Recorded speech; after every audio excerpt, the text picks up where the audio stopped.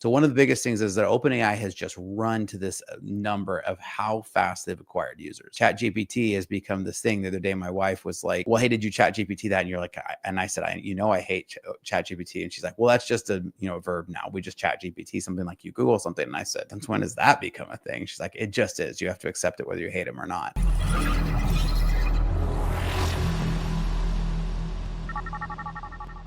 But so they've come to claim this crown of how many users they've acquired so quickly, and yet their enterprise adoption is dramatically low. It's really bad. In fact, most security officers out there are working to block ChatGPT. However, nearly 70% of Fortune 500 companies now integrate Microsoft 365 Copilot. And see, what Microsoft's done is they've done a brilliant strategy, because everybody has Microsoft 365, right? Like almost every corporation out there, I think it's something in the high 80% use Microsoft 365. And it's literally one more checkbox in the admin console to enable Copilot to be allowed into your organization. So Microsoft has backdoored their AI so well into their Microsoft 365 component that 70% of Fortune 500 companies now enable Copilot into their workflows. And so Jeffries just raised Microsoft's price target to $600, citing faster Copilot adoption than ChatGPT in enterprise.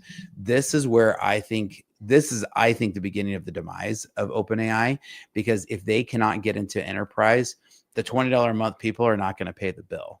It's the enterprise that are going to pay it.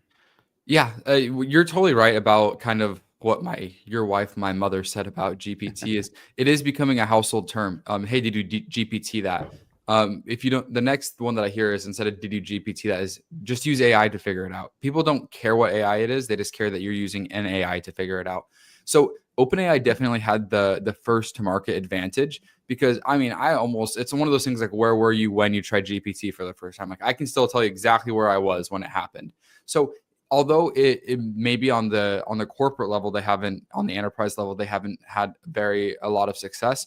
Definitely on the individual consumer side, they were first to market, so they do have that advantage. But you have to kind of think of it as a pedestal. If you're number one on a pedestal, everybody's trying to knock you off. You have Elon trying to knock you off, so there are disadvantages to being first to market. Right now, they're reaping the rewards of it, but they have to stay on top. And so they're probably going to have to figure out this enterprise thing. And that price target of $600, Microsoft is currently trading at $510 a share. But what's really interesting about Microsoft is a cash cow. I don't have their financials up in front of me, but they're a $3.79 trillion company. They're not that far behind NVIDIA. Their margins are insane. Microsoft, they don't do anything sexy, but they are good. They have been consistent. They have good leadership. Microsoft is a fantastic company, and they integrate very well. And I think the Trojan horse of 365, check a box and you have Copilot, that's a lot better than, hey, I'm going to reimburse you maybe for a ChatGPT subscription, which some employers may be doing, which is totally fine. But if you're wanting to kind of integrate it into your suite, or if you're worried about security, this may be a better option, because I think you and I have talked about it. People are just putting all their raw client data right into OpenAI. And it's like, we don't know the impacts of this yet. I do have a question for you. I don't know if you've gotten a ton of time to dive into it, but do you know anything about this hack that happened with Microsoft? It kind of broke yesterday afternoon. So if you haven't, no worries. But what happened with Microsoft yesterday?